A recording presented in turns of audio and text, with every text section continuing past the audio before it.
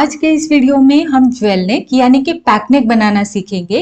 Video में बताए गए चार्ट और फॉर्मूलाज की मदद से आप किसी भी साइज का ब्लाउज आसानी से बना पाओगे।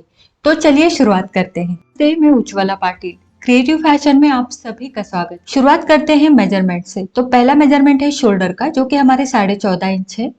चेस्ट है हमारी 34 इंच, फुल बस्ट है 35 इंच और कमर है 28 इंच। टक्स पॉइंट यानी बस्ट पॉइंट के लिए जो भी आपके शोल्डर है उसके सेंटर से टेप को पकड़ना है, जहां पर आपके बस्ट का मिडल पॉइंट है वहां तक नापना है। अब डमी के ऊपर तो ये 10 इंच है, लेकिन मेरे केस में मेरे बॉडी के ऊपर ये 9.5 इंच है। उसके बाद आता है एपेक्स टू एपेक्स। तो आपके बस्ट का middle point two middle point आपको नापना है। तो डमी के ऊपर ये 8 इंच है और मेरे केस में यानी मेरे बॉडी के ऊपर ये 7.5 इंच है। अब इसी मेजरमेंट्स को लेकर हम ब्लाउज का कटिंग करेंगे। पहले हम कागज के ऊपर कटिंग करेंगे। आप चाहो तो डायरेक्ट लाइनिंग या कपड़े के ऊपर कटिंग कर सकते हो। शोल्डर्स थे हमारे 14.5 इंच, उसका आधा होता है 7.25 इंच। अब 7.25 इंच में हम आधा इंच प्लस करेंगे, चाहे आपका साइज कोई भी हो। जो भी आपके शोल्डर से उसका आधा करके उसमें आधा इंच प्लस करना है। बाद आता है शोल्डर ड्रॉप। तो कौन से चेस्ट साइज के लिए कितना लेना है ये स्क्रीन के ऊपर लिख दिया है। जैसे कि मेरा 34 इंच चेस्ट था तो उसके अकॉर्डिंग मेरा आया है 1.5 इंच। उसके बाद गले की चौड़ाई। गले की चौड़ाई के लिए आपको आपका नेक राउंड नापना है। मेरा है 13.5 इंच। अब इस 13.5 इंच में 1 इंच प्लस करके उसको 5 से हमें भागना है। तो मेरा आया 2.9 इंचेस। तो मैंने 2.9 यानी 3 इंच को एक लाइन कम इतना मार्क किया और शोल्डर स्लोप के लाइन को जोड़ दिया। गले की चौड़ाई कैसे निकालनी है आपने देख लिया। उसके बाद हमें पीछे के गले का मार्किंग कैसे करना है। तो यहाँ पर हमें 90 डिग्री एंगल में लाइन बनानी है। जैसे आप देख पा रहे हो, इस तरह से हमने लाइन बना दी। और यहाँ से पीछे का गला आप सभी साइजेस में 1 इंच या ज्यादा से ज्यादा 1.25 इंच रख सकते हो। तो मैंने 1 इंच रखकर यहाँ पर लाइन बना दी। शोल्डर ज्वाइनिंग के लिए मार्क करेंगे और वहां तक गले का शेप देंगे। उसके बाद आता है आर्म होल का नाप। आर्म होल के नाप के लिए जो भी आपका चेस्ट साइज है उसके अकॉर्डिंग मैंने चार्ट बताया है। तो 34 इंच चेस्ट के लिए 6.25 इंच आर्म होल मैंने लिया है और वहां पर ये लाइन बना दी। जहां पर आपने शोल्डर ड्रॉप का मार्किंग किया है वहां पर टेप को रखेंगे। जितनी भी आपकी तैयार लंबाई है उसमें आपको आधा इंच प्लस करना है। जैसे कि 13.5 इंच मेरी तैयार लंबाई है तो मैंने 14 इंच पर लंबाई का मार्क करके लाइन बना दी। देखते हैं चेस्ट का मेजरमेंट। चेस्ट मेरी 34 इंच है, चौथा भाग हुआ 8.5 इंच, उसमें 0.25 इंच का लूजिंग। सभी साइजेस में लूजिंग 0.25 इंच सेम रहेगा, वहां पर मैंने मार्क किया। उसके बाद वेस्ट। वेस्ट है हमारे 28 इंच, उसका चौथा भाग हुआ 7 इंच, उसमें 1 इंच डार्ट का। तो 1 इंच डार्ट आप सभी साइजेस में ले सकते हो और 8 इंच पर मैंने मार्क करके लाइन बना दी। बाहर की तरफ एक 1.25 इंच का मार्जिन मैंने रखा है 1.25 इंचेस। यहाँ पर हम स्केल को रखेंगे। ये जो बाहर की लाइन है इसको टच करते हुए ये बराबर से इसको टच होनी चाहिए और फिर इस पॉइंट तक इस तरह से लाइन बनाएंगे। तो ये 90 डिग्री एंगल में हमने लाइन बना दी। अब यहाँ से यहाँ जितना भी आर्म होल है उसका सेंटर पॉइंट करेंगे, मिडल पॉइंट। इस पॉइंट से 3 लाइन जितना अंदर जाना है, चाहे कोई भी साइज हो, आपको 3 लाइन जितना अंदर जाकर पॉइंट लगाना है। उसके बाद यहाँ कॉर्नर से कौन से साइज में कितना लेना है वो दिया है। जैसे कि हमारा 34 इंच चेस्ट है तो मैंने 1 इंच तिरछा लेकर मार्क किया है और ऊपर की तरफ शोल्डर की लाइन बनाते हुए मैं वहां तक इसको शेप दे दूंगी। ये शेप आप हाथ से भी दे सकते हो, आर्म होल कर्व से थोड़ा स्मूथ आ जाए। वेस्ट का मार्किंग करेंगे। तो वेस्ट हमारे 28 इंच, चौथा भाग हुआ 7 इंच। 7 इंच पर मैंने उंगली को रखा और उसका सेंटर यानी मिडल पॉइंट निकालकर वहां पर पॉइंट दे दिया। वहां से सीधी लाइन ऊपर की तरफ बनानी है। अब जो चेस्ट लाइन है उसके नीचे हमें 1 से 1.5 इंच रखना है डार्ट की लंबाई। तो 1.5 इंच नीचे मार्क किया है और वहां तक मैंने डार्ट की लंबाई कर दी। डार्ट की चौड़ाई दोनों तरफ आधा आधा इंच रखनी है, यानी टोटल डार्ट विड्थ हमारी 1 इंच रहेगी। अब ये ऊपर की तरफ हम इसको जोड़ देंगे। तो ये डार्ट की चौड़ाई 1 इंच सभी साइजेस में आपको सेम रखनी है। अब ये बैक का हमारा पूरा ड्राफ्टिंग हो गया। अब देखिए यहाँ से हमें आर्म होल नापना है। तो जहां से हमारी सिलाई आएगी, स्लीव्स हमारे जहां से अटैच होंगे वहां पर मैंने लाइन बनाई है और वहां से मैं राउंड को नापूंगी। ऊपर की तरफ शोल्डर का मार्जिन छोड़ा है तो ये टोटल 0.25 इंच आया है। ठीक, तो आपका जितना भी आएगा आपको नोट डाउन करके रखना है। तो इस तरीके से ये हमारा बैक का हो गया। अब जैसा हमने मार्किंग किया था वैसा मैं इसको कट कर दूंगी। इसके बाद हम फ्रंट का कटिंग करेंगे। अब देखिए यहाँ पर नीचे से मैंने थोड़ा नीचे से कट किया है। अब जो डार्ट है उसको हम पहले फोल्ड करके लेंगे, इस तरीके से फोल्ड करना है। और फिर उसके बाद यहाँ पर हमारे जो वेस्ट के दो पॉइंट्स है, एक स्टार्ट वाला और एक एंड वाला, दोनों पॉइंट्स को इस तरह से जोड़ते हुए फिर उस लाइन से हम कट करेंगे, क्योंकि डार्ट लेने के बाद ये सीधा आना चाहिए, इसीलिए हम इसको पहले से ही फोल्ड करके मार्क करेंगे। तो इस तरीके से ये बैक का कटिंग हो गया। अब हम फ्रंट का करेंगे। पहले हमें बैक का पैटर्न लेना है। अब बैक के पैटर्न के ऊपर देखिए, इस साइड में 1 इंच नीचे से मैंने मार्क किया है। सभी साइजेस में आपको 1 इंच नीचे जाना है, और गले की साइड से सभी साइजेस में आपको 1.25 यानी 1.25 इंचेस नीचे जाना है। और फिर आपको यहाँ से लाइन बनानी है, तो ये सभी साइजेस में सेम रहेगा। अब जो लाइन बनी है वहां से मैं इसको फोल्ड करूंगी, और अब हम फ्रंट के लिए कागज लेंगे। अब इसके ऊपर मैंने ये वाला, ये जो लाइन है बैक की और फ्रंट की कागज की लाइन, दोनों को अच्छे से मिलाना है, बिल्कुल भी आगे पीछे नहीं रखना है। और यहाँ से ऊपर को भी आपको ये पॉइंट टच करना है। यहाँ से जैसी भी लाइन आपको मिल रही है आपको ड्रॉ करनी है, ठीक।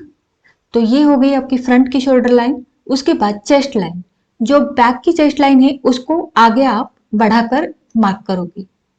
और फिर ये जो गले की लाइन है, ये हमने जो 90 डिग्री एंगल में बनाई थी, वो थोड़ा हमने जानबूझकर नीचे तक बनाई थी ताकि हम फ्रंट के लिए भी मार्किंग कर सके। तो उसी लाइन के ऊपर फोल्ड करते हुए मैंने फ्रंट के लिए लाइन बना दी। तो हमें गले की चौड़ाई, शोल्डर और चेस्ट लाइन मिल गई है फ्रंट के लिए। जैसे भी मिली है वहां से मैंने लाइन बना दी। अब देखिए यहां से यहां तक ये जितना भी है, तो ये 7.25 इंच है। तो नीचे की तरफ हम 7.25 इंच को 1.25 इंच कम इस तरह से मार्क करेंगे। यहाँ से यहाँ जितना भी है उससे 1.25 इंच यानी 1.25 इंचेस हम अंदर गए हैं, और सभी साइजेस में आपको 1.25 इंच अंदर जाना है और वहां से तिरछी लाइन बनानी है। उसके बाद गले की लंबाई कितनी रखे फ्रंट की, तो बैक की गले की जितनी चौड़ाई है, तो हमारी बैक के गले की चौड़ाई कितनी आई थी 2.9 इंचेस, 3 इंच को एक लाइन कम, उतनी ही हम फ्रंट के लिए लंबाई रखेंगे। आप यहाँ पर थोड़ा सा नीचे भी जा सकते हो, एक आध पॉइंट फ्रंट के लिए, ठीक है, लेकिन कम नहीं रखना।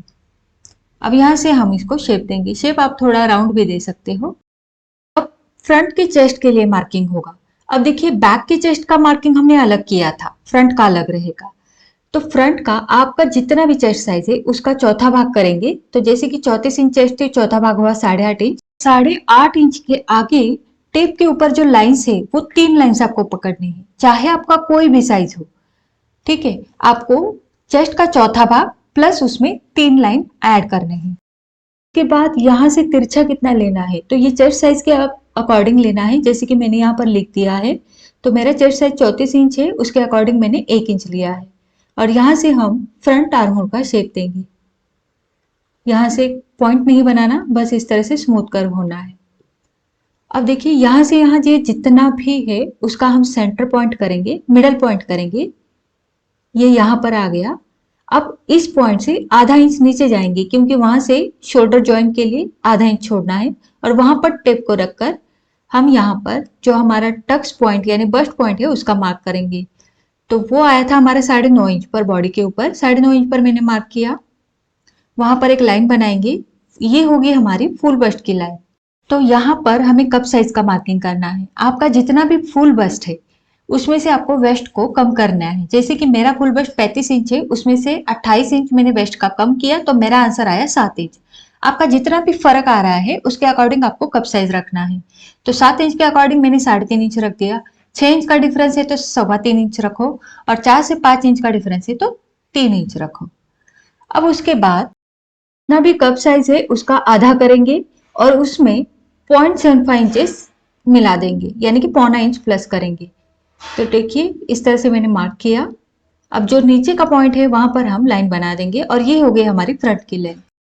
यहाँ से आपकी फुल बस्ट का मार्किंग होगा। फुल बस्ट हमारा 35 इंच है, चौथा भाग हुआ 8.25 इंच, उसमें 0.25 इंच प्लस करेंगे यानी 0.75 इंचेस, तो टोटल हो गया 9.5 इंच। 9.5 इंच पर मैंने मार्क किया। अब चेस्ट लाइन और फुल बस्ट का पॉइंट, इन दोनों पॉइंट्स को मिलाते हुए नीचे की तरफ लाइन बना देंगे। यहाँ से हम एपेक्स टू एपेक्स देखेंगे। तो बॉडी के ऊपर मेरा जो एपेक्स पॉइंट आया था वो 7.5 इंच आया था, उसका आधा होता है 4.25 इंच, तो 4.25 इंच पर मार्क किया। अब यहाँ पर 4.25 इंच है, उसमें 1 इंच प्लस करेंगे, 4.5 इंच हो गया, और नीचे की तरफ 4.5 इंच पर मार्क करेंगे। तो ये जो फॉर्मूला है ये सभी साइजेस में सेम रहेगा। एपेक्स टू एपेक्स आपने जितना मार्क किया है उसमें आपको 1 इंच प्लस करके नीचे की तरफ डाल देना है, यानी नीचे की तरफ मार्क करना है और यहाँ से लाइन बनानी है। अब देखिए बैक में जितना मार्जिन है 1.25 इंच का मार्जिन था, तो फ्रंट में भी हम 1.25 इंच का मार्जिन लेके लाइन बनाएंगे। अब इस लाइन को भी हमें 90 डिग्री एंगल में बनाना है, तो वो कैसे, इस तरह से स्केल को रखना है। ठीक है, जो बाहर की लाइन है वो स्केल को टच होनी चाहिए इस तरह से, और फिर यहाँ पर पॉइंट देना है। ठीक है, अब ये पॉइंट और ये पॉइंट जोड़ देना है, तो इस तरीके से यहाँ पर 90 डिग्री एंगल आपको मिल जाएगा, जो कि फिटिंग करते टाइम आपका ऊपर नीचे नहीं होगा। अब बैक को यहाँ पर रखेंगे, बैक को रखकर भी आप लाइन बना पॉइंट बना सकते हो, कोई प्रॉब्लम नहीं है। ओके, इस तरह से आप लाइन बना सकते हो बैक को रखकर भी। अब नीचे की तरफ जहां तक बैक आ रहा है वहां पर आपको इस तरह से लाइन बनानी है। तो फिटिंग करते टाइम आपको ये एकदम दोनों साइड सेम रहेंगे। अब यहां से इस लाइन को हम टच करेंगे। इस लाइन के ऊपर हमें वेस्ट का चौथा भाग देखना है, तो इस तरह से घुमाते हुए टेप को रखना है। वेस्ट का चौथा भाग हुआ 7 इंच, क्योंकि 28 इंच वेस्ट थी। उसके आगे जितना भी बच रहा है, ठीक है, तो यहाँ पर ये लगभग 4 इंच बच रहा है, तो उसका आधा करेंगे और डार्ट का मार्किंग करेंगे। ठीक, जितना भी आपकी लाइन है उसके ऊपर वेस्ट का चौथा मार्क करेंगे। उसके बाद जितना भी बच रहा है उसका आधा करके दोनों साइड में आधा आधा करके रख देंगे। तो ये हो गई आपके डार्ट की चौड़ाई, और यहां पर ये डार्ट लेग्स बना देंगे। तो ऊपर की तरफ इस तरह से तिरछे में जोड़ देना है ऊपर वाले पॉइंट को। अब ये होने के बाद ये वाला डार्ट पॉइंट आप नापोगे फिटिंग वाली साइड का, ये जितना भी है उतना ही सेम आपको इस गले वाली साइड का मार्क करना है। अगर नीचे जा रहा है तो नीचे की तरफ मार्क कर दीजिएगा, ऊपर जा रहा है तो ऊपर की तरफ मार्क कर दीजिएगा। जैसे कि ये मेरा नीचे जा रहा है लगभग 1 लाइन जितना, तो उतना मैंने मार्क किया। अब ये जो लाइन है इसी को टच करते हुए मैं स्केल को रखूंगी, एकदम सीधा रखना है, बिल्कुल भी तिरछा नहीं। ओके, और इस स्केल के ऊपर हमें लगभग आधा इंच जाना है, आधा इंच या फिर 3 लाइन जितना भी आप जा सकते हो। तो मैं यहाँ पर आधा इंच ऊपर गई हूँ। ओके, ये सभी साइजेस में सेम रहेगा, और यहां से आप इस तरह से लाइन बना दो, तो यहां से जो शेप आएगा फ्रंट का वो सुंदर आएगा। अब देखिए यहां से यहां ये हमारी कप साइज 3.5 इंच थी, उसका आधा करेंगे और यहाँ पर एक पॉइंट देंगे। ठीक है, अब सेम पॉइंट इस और भी देंगे, क्योंकि यहाँ पर हमें शेप देना है, और इसका भी एक मिडल पॉइंट यहाँ पर निकालेंगे। 1 लाइन जितना बाहर जाएंगे, 1 लाइन जितना अंदर आएंगे, जैसे आप वीडियो में देख पा रहे हो, और यहाँ पर शेप देना है। ठीक है, तो कप साइज का सेंटर पॉइंट निकाला ऊपर की तरफ, नीचे की तरफ भी जितना भी बचा है उसका सेंटर पॉइंट निकाला। दोनों जो सेंटर पॉइंट्स है उनको एक एक लाइन अंदर और बाहर कर दिया और शेप दे दिया। सेम इस साइड में भी करना है। ओके, एक पॉइंट जितना बाहर गई हूं नीचे की तरफ, और ऊपर की तरफ एक पॉइंट जितना अंदर, और इस तरह से शेप दे दिया। इससे आपका जो शेप है कप का वो बहुत सुंदर आएगा, स्मूथ आएगा। अब जैसा भी मार्किंग है वैसा हम यहाँ पर कट कर देंगे। ये जो ड्राफ्टिंग है ये मैंने कागज के ऊपर किया है, आप चाहो तो डायरेक्ट लाइनिंग के ऊपर भी कर सकते हो, कोई प्रॉब्लम नहीं है, क्योंकि यहाँ पर ये बस 1 डार्ट ब्लाउज है। और इस पैटर्न को आप प्रिंसेस कट में भी बना सकते हो, तो यहाँ पर मैंने 1 डार्ट में बनाया है। अगर आपको प्रिंसेस कट में चाहिए तो आप मुझे कमेंट करके जरूर बताएं। अब देखिए ये जो डार्ट है इसको मैं इस तरह से रखूंगी सेंटर में फोल्ड करके, और फिर कट करूंगी, क्योंकि ये दोनों साइड से सेम आ जाएगा इस तरह से हम कटिंग करेंगे तो। ठीक है, तो जो भी सेंटर की लाइन थी वहां से मैंने इसको फोल्ड किया और इस तरह से कट कर दिया, दोनों साइड का शेप सेम रहेगा। ओके, नीचे की तरफ ये थोड़ा सा मैंने ट्रिम कर दिया,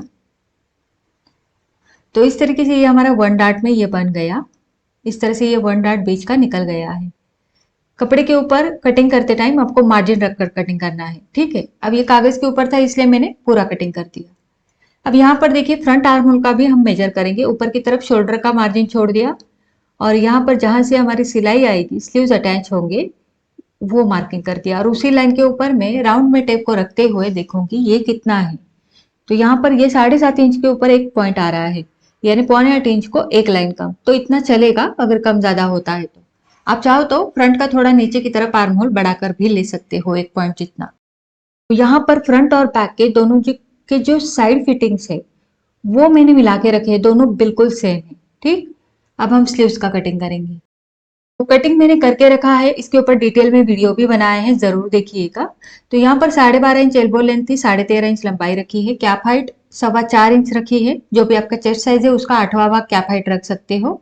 उसके बाद आर्म होल का राउंड हमारा कितना आया था, 7.25 इंच।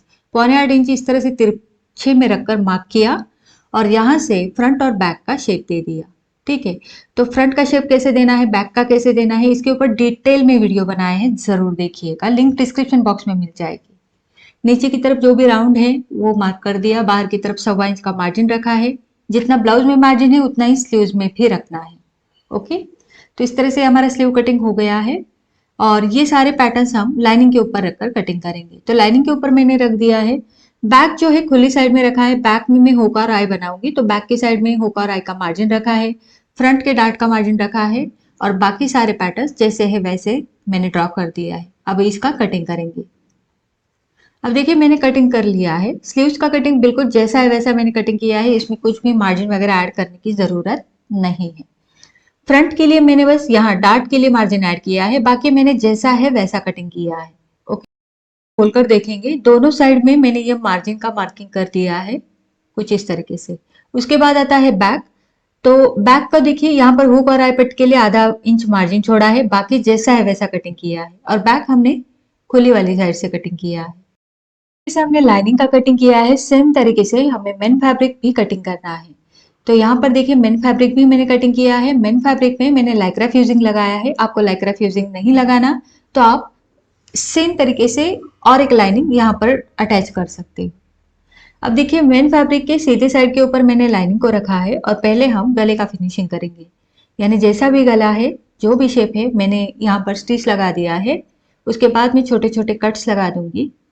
यहाँ पर आप फ्यूजिंग पेपर भी लगा सकते हो गले के ऊपर। अब देखिए कट्स लगाने के बाद इसको हम प्रेस स्टिच लगाएंगे।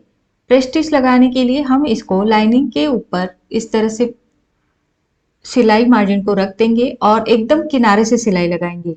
ये सिलाई हमारी लाइनिंग के ऊपर आएगी। ओके, तो ये गले का हो गया।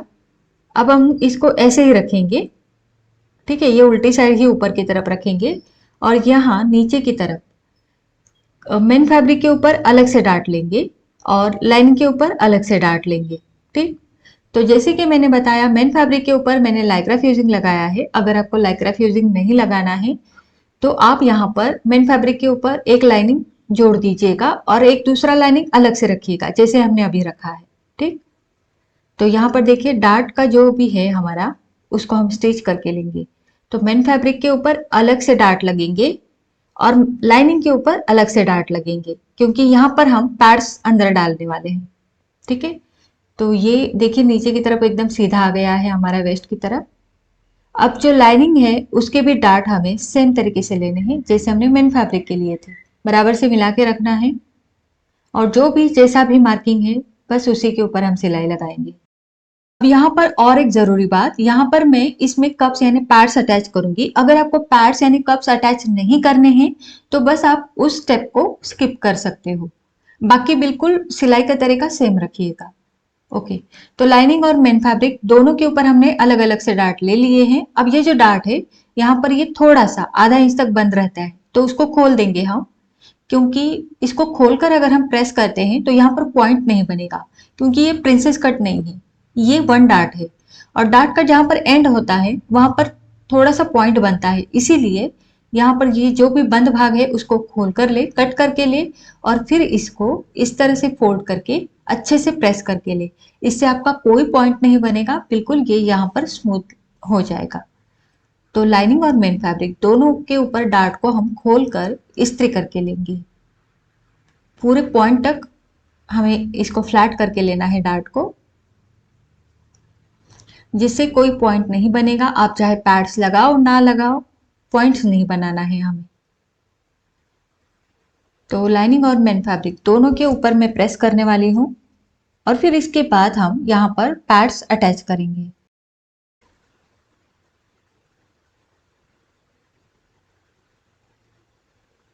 तो ये अच्छे से प्रेस हो गया है और ये कुछ इस तरह से दिखेगा। सीधी साइड से आप देख सकते हो यहाँ पर कोई पॉइंट नहीं नजर आएगा। ओके, अब हमें लाइनिंग वाली तरफ, लाइनिंग के कपड़े के ऊपर हम पैड्स को अटैच करेंगे। तो ये पैड्स है और इसको इस तरह से फोल्ड करना है, मार्क करना है, फिर से एक बार फोल्ड करना है, मार्क करना है, इससे इसका सेंटर पॉइंट निकल कर आएगा। अब ये देखिए, यहाँ पर हम सुई धागे से इसको अटैच करेंगे। आप चाहो तो मशीन के ऊपर भी इसको लगा सकते हो, ठीक है। अब ये जो लाइनिंग का पॉइंट है, यहाँ से मैंने इस तरह से सुई को डाला है अंदर और इस तरह से मैं 2 से 3 टाके लूंगी। यहाँ पर टाके लगाकर पक्का करूंगी, उसके बाद मैं यहाँ पर पैड्स को अटैच करूंगी। तो इस तरीके से 2 से 3 टाके लगाने के बाद यहाँ पर ये जो सेंटर पॉइंट है, यहाँ से हम सुई को ऊपर निकालेंगे, इस पैड को उल्टा करेंगे ताकि ये यहाँ पर टच हो जाए नीचे की तरफ और यहाँ से हम सुई धागे से 2 से 3 टाके लगा देंगे। ज़्यादा लगाने की ज़रूरत नहीं है, बस पक्का हो जाए उस हिसाब से। तो इस तरीके से आप यहाँ पर टाके ले सकते हो और लास्ट में धागा तोड़ने से पहले आपको यहाँ पर अच्छे से गांठ लगानी है, जैसे आप वीडियो में देख पा रहे हो। तो यहाँ पर देखिए, ये पैड्स हमारे यहाँ पर अटैच हो चुके हैं। एक साइड का मैंने लगाना बताया है, सेम तरीके से मैं दूसरे साइड का भी लगाऊंगी, ठीक है। तो इस तरीके से ये हमारा पैड यहाँ पर अटैच हो चुका है। सेम तरीके से मैं दूसरा भी लगा दूंगी। दोनों साइड के पैड्स हमारे अटैच हो चुके हैं। बॉटम का फिनिशिंग करना है, यानी कि नीचे का। तो यहाँ पर देखिए, उल्टी साइड में ही मैंने इसको रखा है जहां से हमने सिलाई लगाई थी। इसको अच्छे से मिलाकर रखेंगे, देखना है कि ये अच्छे से मिल चुका है और फिर नीचे की तरफ हमें सिलाई लगानी है। तो चलिए मशीन के ऊपर। तो बस नीचे की तरफ जितना भी आपने मार्जिन छोड़ा था, जैसे हमने आधा इंच छोड़ा था, तो आधा इंच का मार्जिन पकड़ते हुए मैंने नीचे की तरफ सिलाई लगा दी है। ये सिलाई लगाने के बाद हम एक प्रेस स्टिच भी लगाएंगे। प्रेस स्टिच कैसे लगानी है, तो जो भी सिलाई मार्जिन है वो लाइनिंग के ऊपर हमें मोड़ देना है और एकदम किनारे से सिलाई लगानी है। अब ये जो सिलाई आएगी ये बिल्कुल लाइनिंग के ऊपर आएगी, मेन फैब्रिक के ऊपर ये सिलाई नहीं जाएगी। ओके, तो और किनारे से लगानी है, एकदम किनारे से ध्यान से लगानी है। इससे क्या होगा, हमें जब हम इसको सीधी साइड में पलटेंगे तो ये बॉटम की तरफ बिल्कुल फिनिशिंग के साथ पलट जाएगा। तो ये प्रेस स्टिच हमने लगा दी है। ओके, अब हम इसको सीधी साइड में पलटेंगे। तो सीधी साइड में पलटने के बाद गला और बॉटम दोनों का फिनिशिंग हमारा हो चुका है। पैड्स भी अंदर लग चुके हैं कुछ इस तरीके से। आप चाहो तो एक बार इसको प्रेस करके ले, फिर से हम इसको खुला ही छोड़ेंगे और इसको साइड में रखेंगे। अब देखिए, बैक ले लिया है। एक साइड का बैक पैटर्न में रेडी करके दिखाऊंगी, सेम तरीके से दूसरा भी होगा।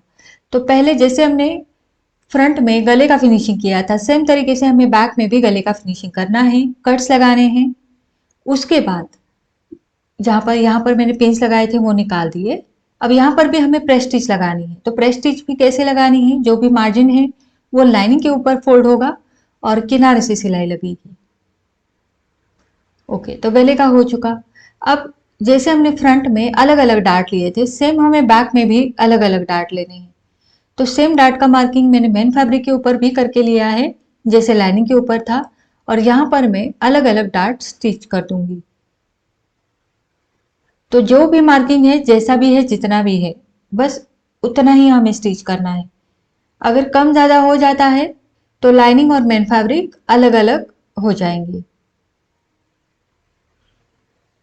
तो देखिए, दोनों साइड में मैंने डार्ट्स लगा दिए हैं, मेन फैब्रिक और लाइनिंग के ऊपर भी। अब इसको उल्टी साइड से ही मिलाएंगे और नीचे की तरफ भी सिलाई लगाएंगे। पहले आप देखिएगा, दोनों साइड के डार्ट सेम आए हैं और फिर उसके बाद आधा इंच का मार्जिन लेते हुए आप नीचे की तरफ सिलाई लगा दी। सिलाई लगने के बाद इस सिलाई को भी हमें प्रेस स्टिच लगानी है, जैसे हमने फ्रंट में लगाई थी। तो जहां पर डार्ट था वहां पर मैंने एक छोटा सा कट दे दिया है और फिर मैं इसको इस तरह से पलट कर प्रेस स्टिच लगाऊंगी। यानी कि जो भी मार्जिन है वो हम लाइनिंग के ऊपर मोड़ देंगे और किनारे से, एकदम किनारे से सिलाई लगाएंगे और ये सिलाई लाइनिंग के ऊपर आएगी। प्रेस स्टिच लगने के बाद अब हम इस बैक पैटर्न को पलट देंगे। ओके, तो पलटने के बाद आप चाहो तो एक बार इसको प्रेस करके ले अच्छे से अब जिस तरीके से ये पैटर्न मैंने रेडी किया है, सेम तरीके से मैं दूसरा पैटर्न भी रेडी करूंगी। तो दोनों पैटर्न मैंने रेडी किए हैं। अब मैं यहाँ पर हुक और आई पट्टी लगा कर लूंगी। ठीक है, तो हुक और आई पट्टी कैसे लगानी है इसके ऊपर सेपरेटली वीडियो बनाए हैं, जरूर देखिएगा। तो हुक और आई पट्टी मैंने यहाँ पर लगा दी है बैक में, इसके ऊपर सेपरेट वीडियो बना है, लिंक आपको डिस्क्रिप्शन बॉक्स में मिल जाएगी।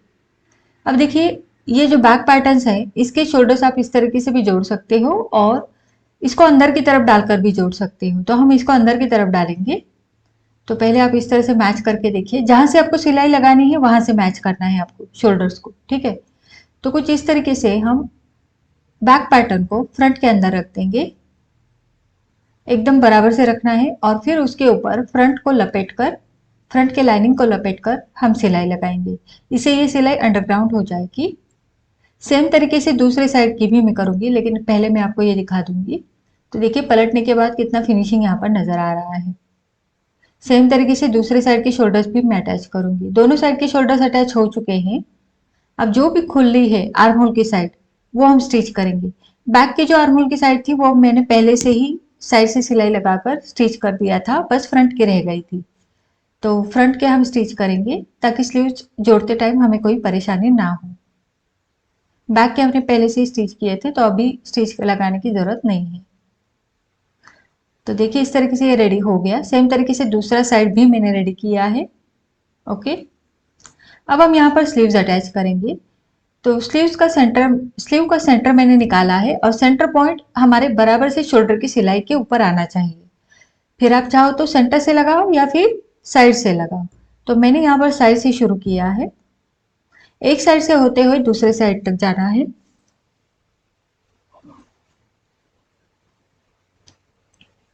तो इस तरीके से हम दूसरी साइड के स्लीव को भी अटैच करेंगे।